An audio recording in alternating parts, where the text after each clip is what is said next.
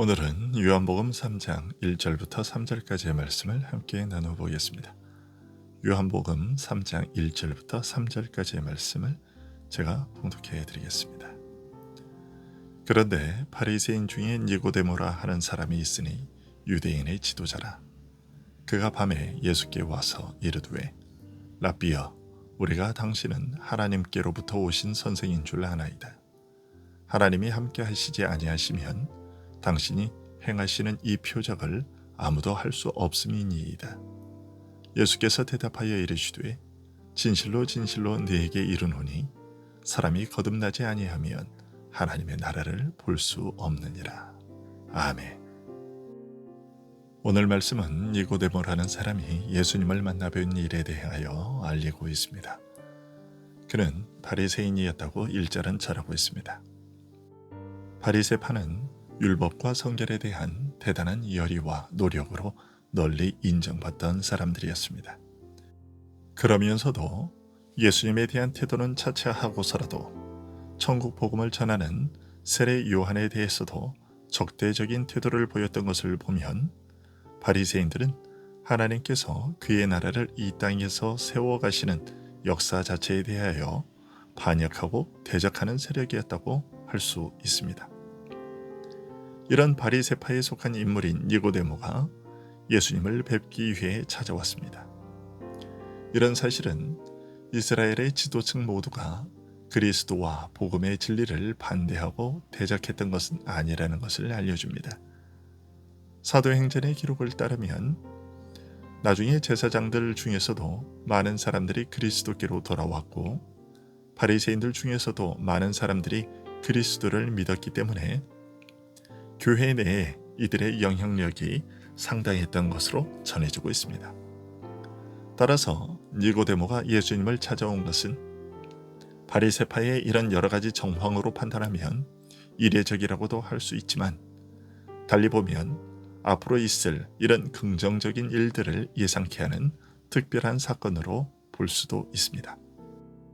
세례 요한의 가르침을 받고 예수님을 믿게 된 안드레와 같이 오랫동안 그리스도에 대해 미리 증거한 선지자들의 증거에 접하면서 준비되어 온 자들뿐만 아니라 니고데모의 경우와 같이 믿음과 신학으로 보아 도저히 복음을 받아들일 것 같지 않은 사람들 가운데서도 돌아오는 자들이 있었음을 알려주고 있는 것입니다. 그리고 오늘 본문은 니고데모가 유대인의 관원이었다고 밝히고 있습니다. 즉 평범한 바리새인이 아니라 특별하고 상당한 신분을 가진 자였다는 것입니다. 그리고 예수님께 사람이 늙으면 어떻게 날 수 있습니까? 라고 반문한 것으로 보아 어느 정도 나이가 지긋하고 어쩌면 서기관이나 장로로서 사내들인의 공회원이었을 수도 있다는 짐작을 하게 합니다. 이런 신분을 가지고 있던 니고데모가 어두워서 아무도 알아볼 수 없는 밤에 예수님을 찾아왔습니다. 이런 밤늦은 시각에 찾아온 것은 다른 사람들을 의식하여 이목을 피하려는 뜻에서였을 수도 있지만 아직은 유대인과 그 지도층의 반감이나 적대적 감정이 노골화되지 않은 때였기에 사람들의 눈을 두려워하여 밤에 찾아왔다고 보기는 어렵습니다. 오히려 예수님이 낮 동안에 분주하게 움직이셨기에 충분한 대화의 시간을 가질 수 있는 조금 한적한 시각에 예수님을 찾아온 것이라고 보는 것이 더 좋을 듯합니다. 그렇게 예수님을 찾아온 니고데모는 예수님을 향하여 랍비어라고 불렀습니다. 니고데모는 이스라엘의 선생이었습니다. 그런 그가 예수님께 랍비어라고 부른 것이죠. 이것은 그가 예수님을 자신에게 가르침을 줄 수 있는 특별한 선생으로 인식했다는 것을 보여줍니다. 그리고 그는 우리가 당신은 하나님께로부터 오신 선생인 줄 아나이다 라고 말했습니다.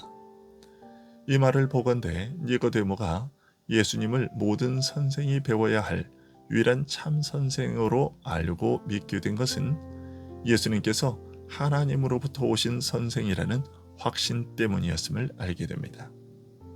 그러면 니고데모는 어떻게 그런 확신을 가질 수 있었을까요? 그는 그 확신의 이유에 대해 이렇게 말했습니다. 하나님이 함께 하시지 아니하시면 당신이 행하시는 이 표적을 아무도 할 수 없음이니이다. 즉 니고데모는 예수님께서 가르치시고 행하시는 일을 보면서 하나님께서 함께 하시는 것을 보았던 것입니다.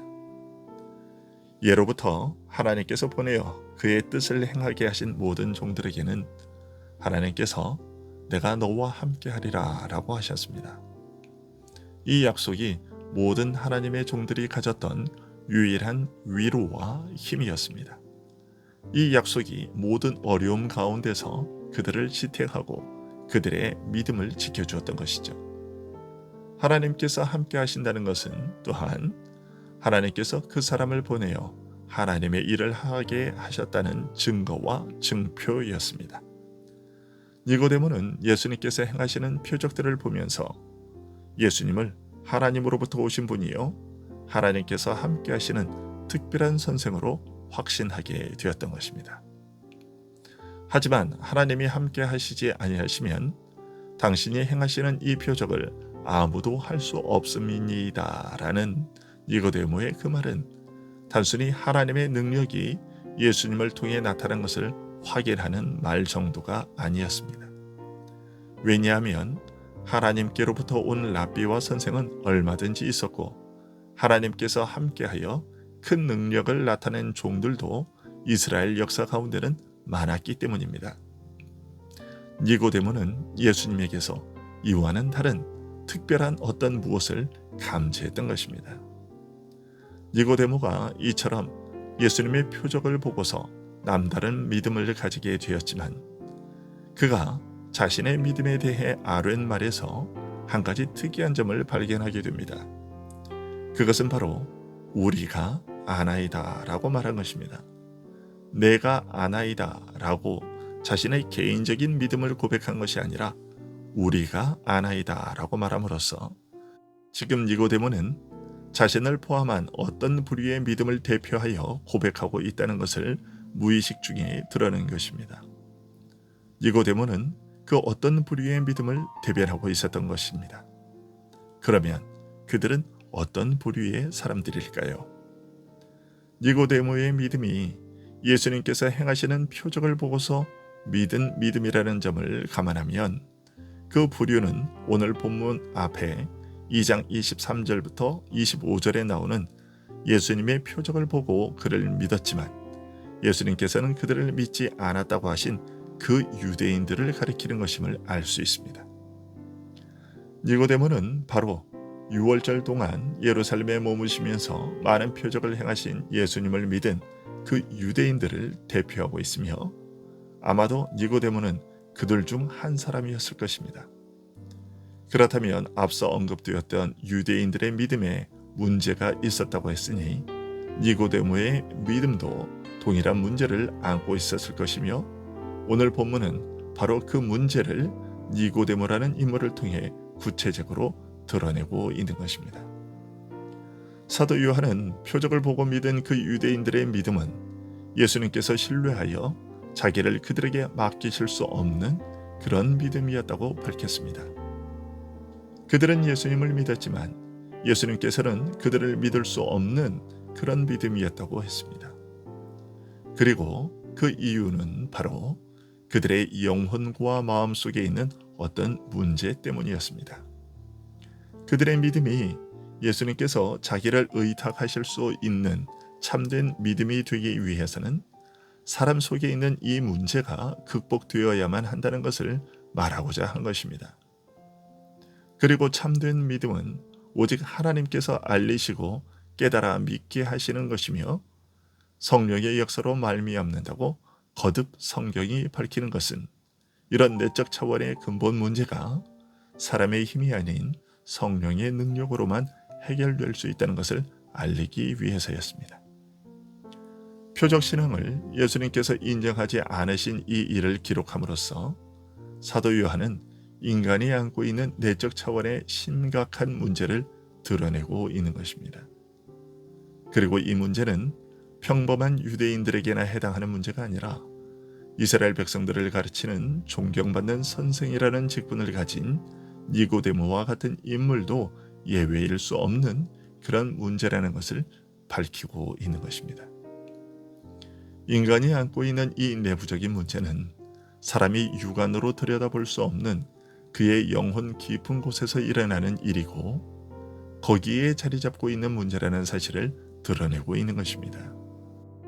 또한 그래서 사람의 손으로 해결이 불가능한 문제이며 새로운 출생을 요구할 만큼 심각한 문제라는 것을 밝히고 있는 것입니다. 예수님께서 진실로 진실로 너희에게 이르노니 사람이 거듭나지 아니하면 하나님 나라를 볼 수 없느니라 라고 말씀하신 것은 바로 이런 사실을 일깨우신 말씀입니다. 하나님 나라는 표적을 보고서 놀라 이것이 하나님의 일이라고 깊은 관심을 보이는 그런 정도가 아니라는 뜻이죠. 사람의 속구와 관련된 나라이며 그 영혼 깊은 곳까지 이르는 나라이며 심령 속에 일어나는 일이 없이는 아무도 경험할 수 없는 나라라는 사실을 밝히신 것입니다.